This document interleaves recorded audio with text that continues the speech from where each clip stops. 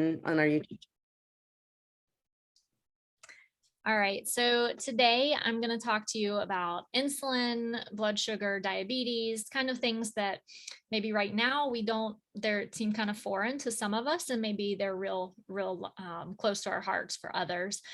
So my intention for this talk is for you to walk away with a better understanding of how important blood sugar regulation is, how to recognize the beginning signs of issues, and what to do about it. So a little about me. I'm a functional nutritional therapy practitioner. My name is Thursall Celle.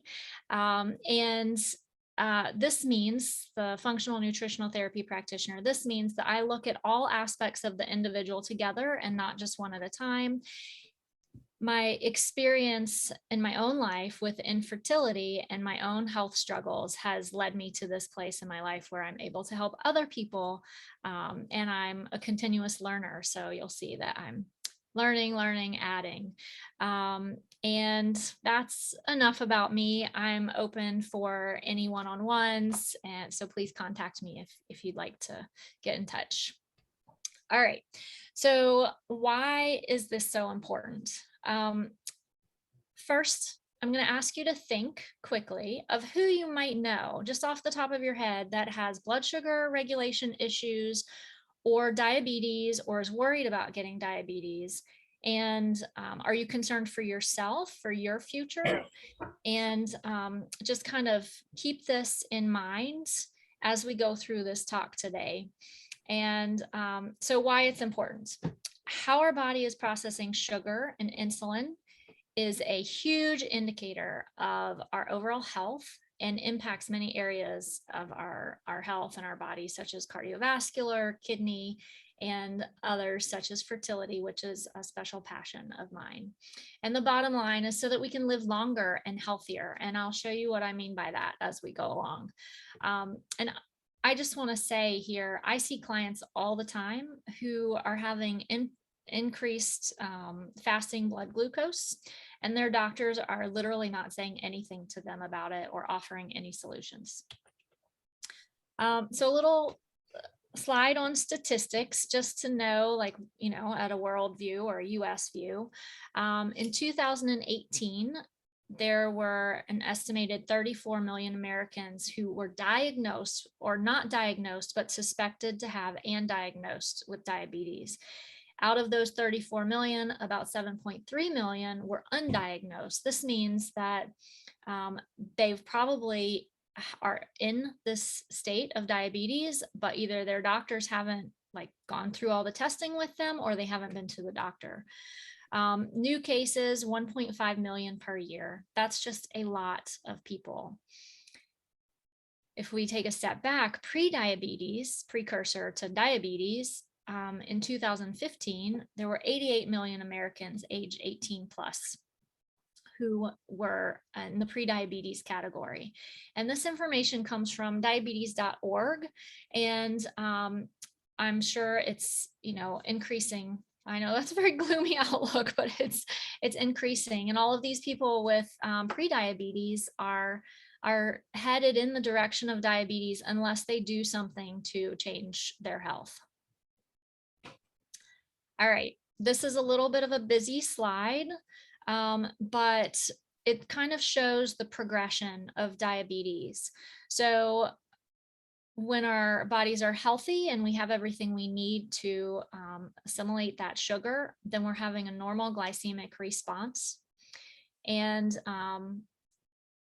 as we begin to have more blood sugar surges and more insulin surges, then we start to move into this dysglycemia, and from there into insulin resistance, and from there into metabolic syndrome. And metabolic syndrome is basically a cluster diagnosis.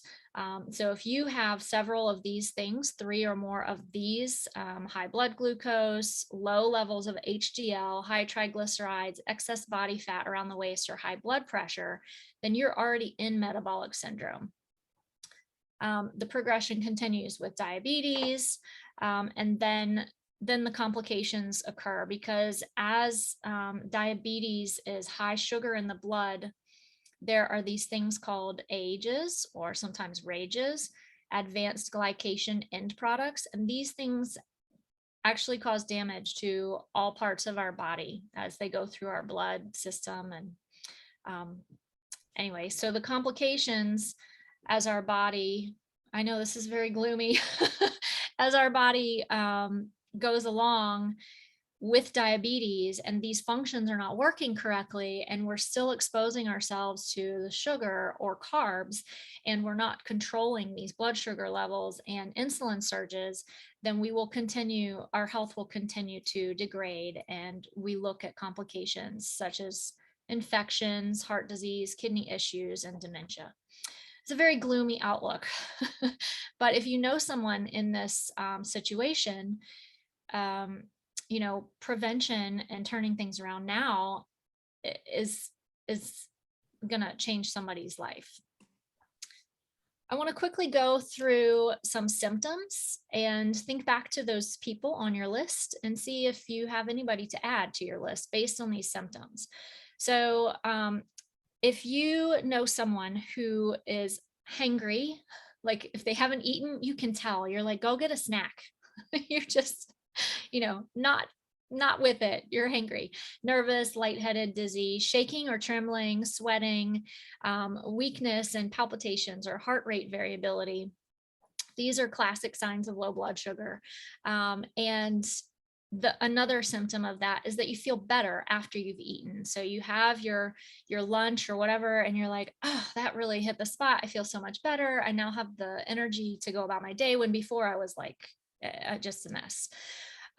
Symptoms that are more indicative of insulin resistance and hyperglycemia are feeling tired after meals.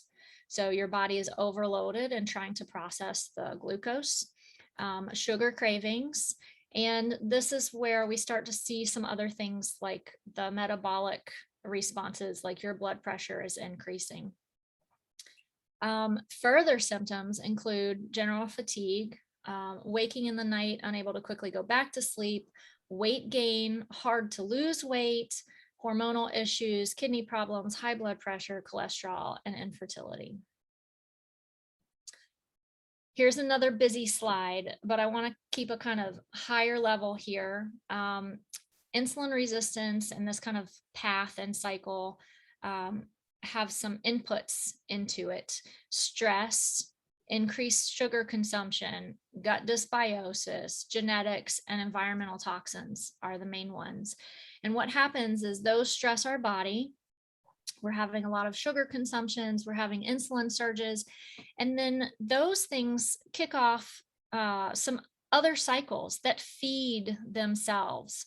So there's a cycle involving your fat cells, which are actually now known to be hormonal. And then this leads to changes in your sex hormones. Testosterone might increase, and it kind of just feeds itself. And then there's other feeding cycles with cortisol. Increased insulin actually increases cortisol, and vice versa, and further gut dysbiosis. So the more you go down, the more impact that's going to have.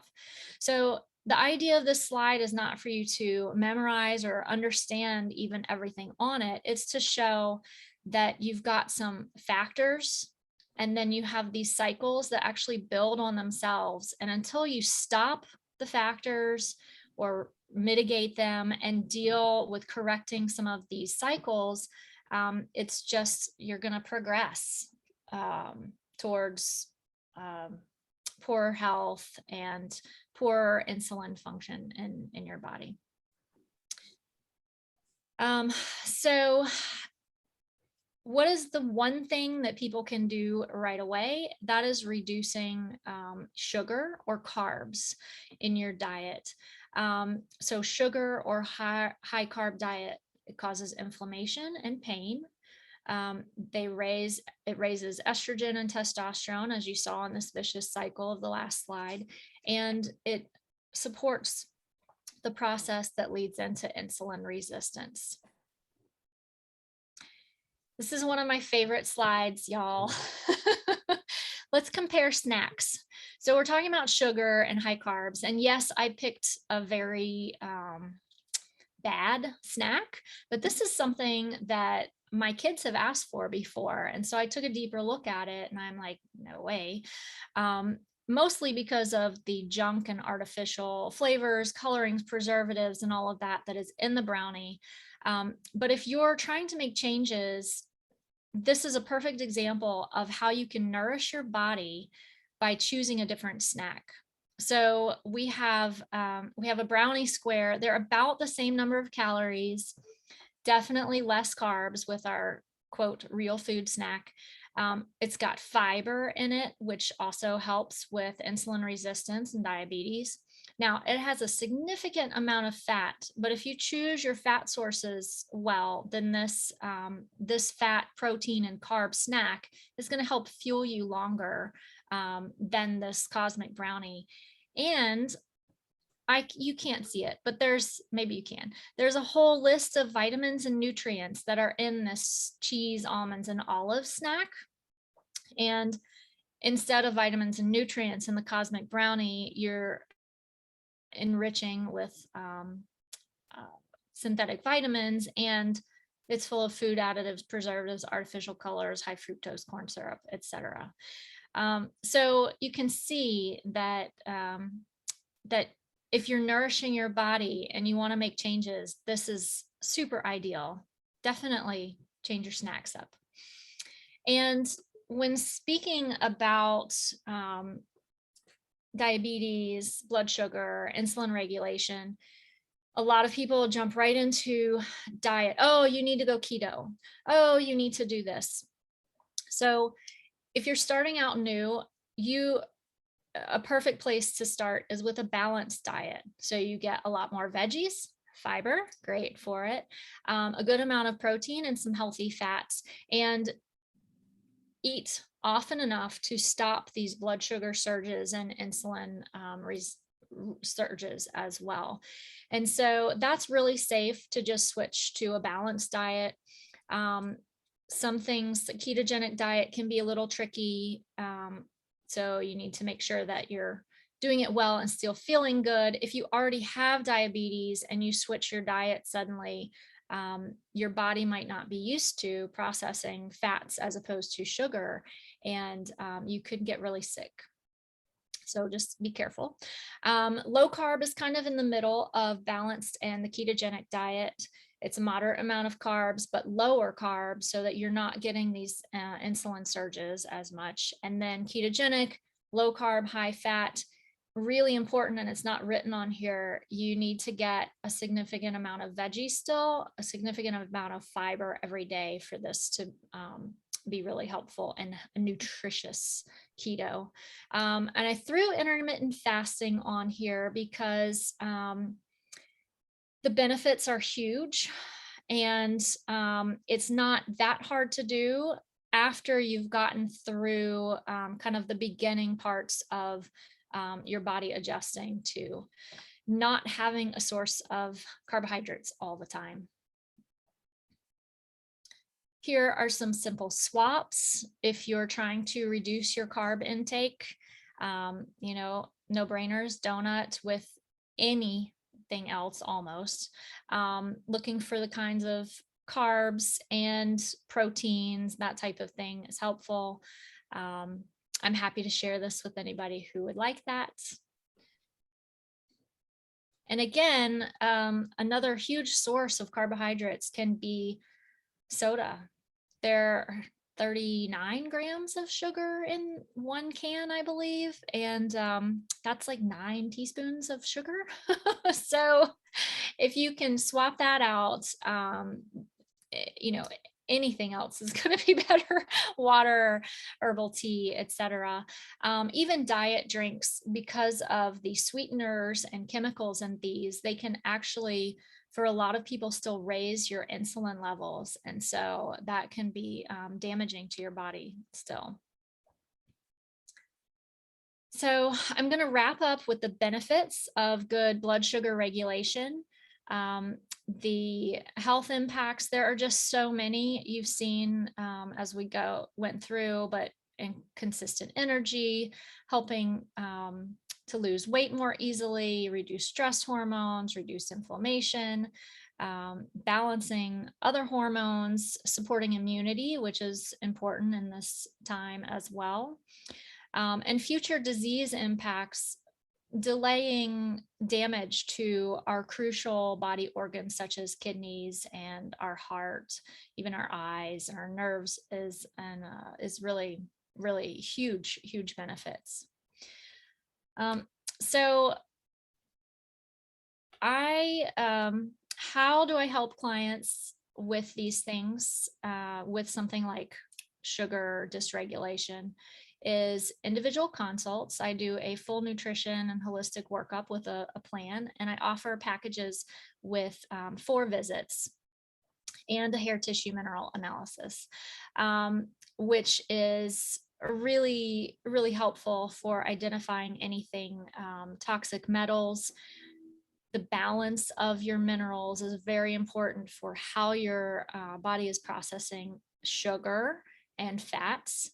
And so I do individual consults and packages, but I also do group coaching. And so I have a couple of those coming up, 8-week group coaching for breast cancer survivors and a 3-month hybrid program for PCOS. And PCOS, if you're not familiar with that, is supremely tied into this vicious cycle that I showed you with the hormones and the insulin resistance.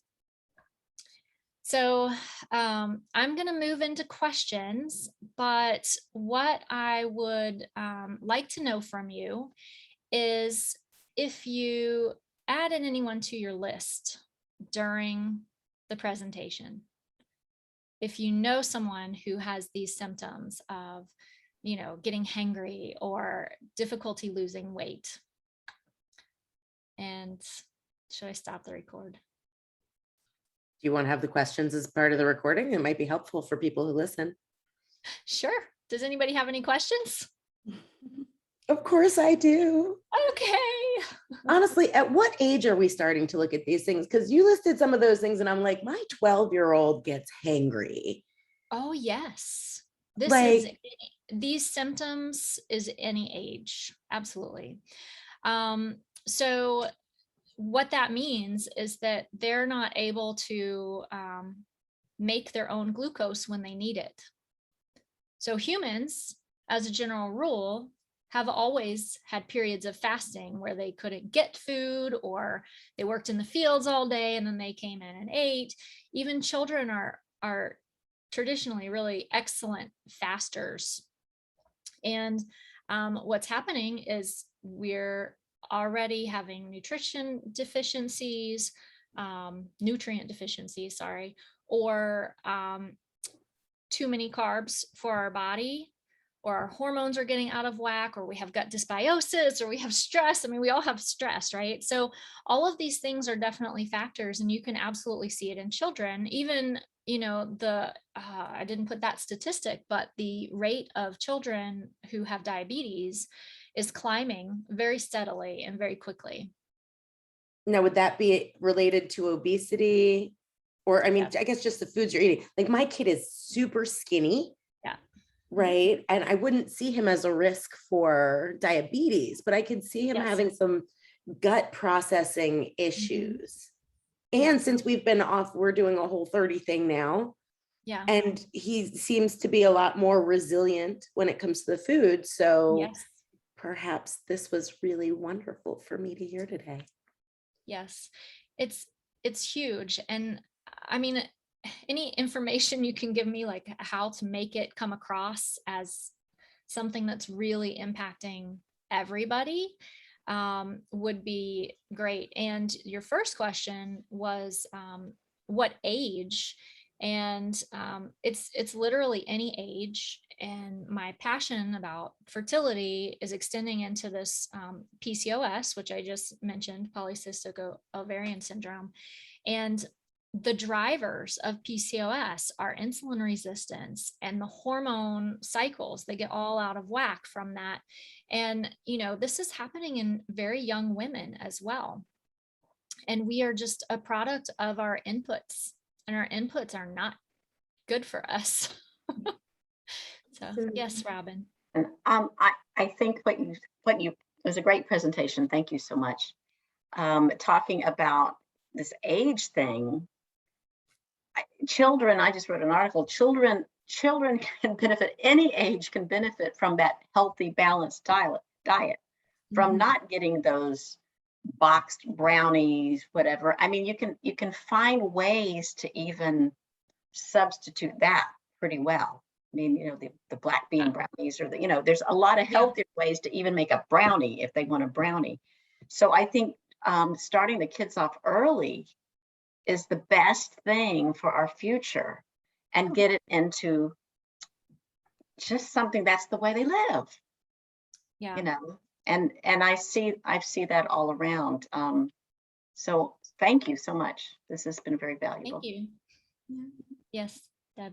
So it's I've been listening and reading a lot about continuous glucose monitoring, which becomes very important when you have somebody like my husband, who, like Liz's son, is very slender and has a very high metabolism, but is constantly eating sugar and craves the sugar. And I see the issues in things like toenail fungus, and you know, though he's slender, the abdominal fat, which is probably around the liver and the gut, and things that I know are triggers for or indications of gut dysbiosis. And I can talk until the cows come home, but he's 63 years old and he's not going to hear it. And the problem becomes when, you know, he goes for his work up, they take a fasting blood sugar, and that is all that they go by.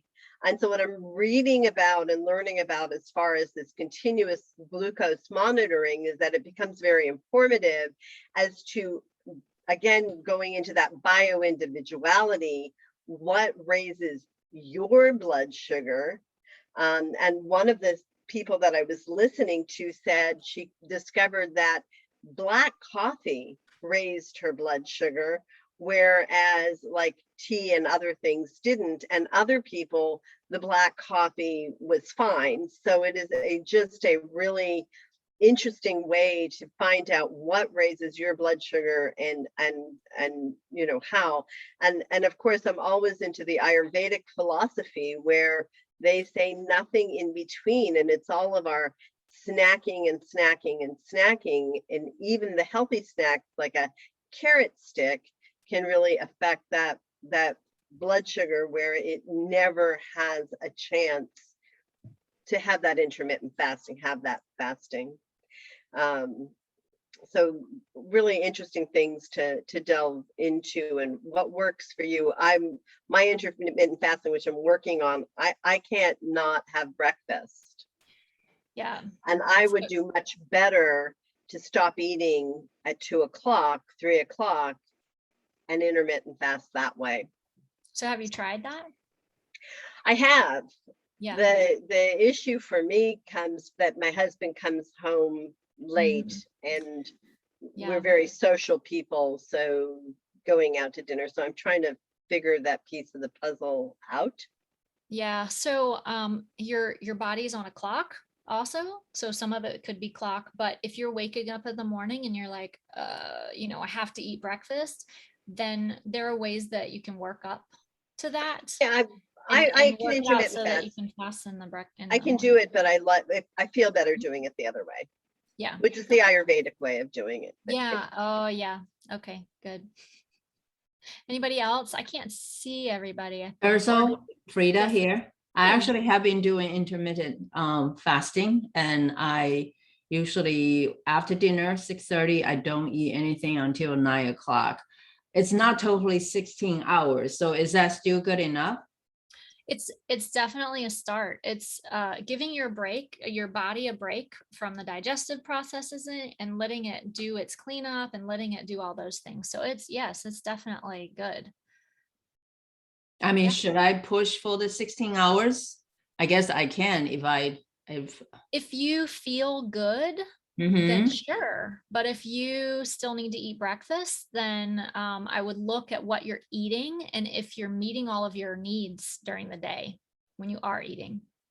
I do eat three meals, so I do Yeah. eat a breakfast, pretty healthy. So, okay, good, Yeah, thank you. we can chat. And it's actually, okay, that's fine. Yeah, okay. And I gotta say, I love how like what seems like a simple question can turn into a really big conversation, which is all the more reason to connect with Thursall, have a meeting with her, get together if you can, if not, do it this way. I mean, it's great that we're able to do all of this like this. Thursall, this was a phenomenal presentation. Aw, Thank you so much. Yes, I wanted to say that, Thursall. I loved it. Oh, Mhm. You know, that Great first slide, job, Thursall. yeah, Thank that, you. that first slide you said it was busy. That was my favorite slide. Oh, I Yes. got science geeks in the room. Yeah, it was. Loved it. It's just the progression, you know, because nothing happens overnight. Right. Nothing. It no, takes and time. that's what Liz was saying, what you're saying, like, I put together a 20-minute slide deck, but we could literally talk about these things for hours and hours. There's so many Yeah. details. So it's hard to like not make it too high, but make, the point come. That was So, thank you, perfect for guys. this group. Thank you, Thursall. Thank you. Maybe you can Stop. stop recording, and we still have like 2 minutes. Save the